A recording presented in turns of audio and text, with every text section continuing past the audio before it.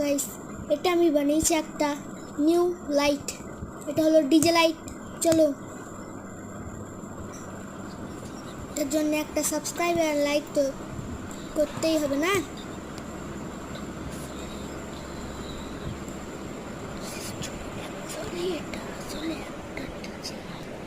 Guys, এটা হলো আমার নিউ প্রজেক্ট একটা। এটা হলো একটা অনেক ভালো লাইট, কিন্তু এটার একটা গোপনীয় আছে।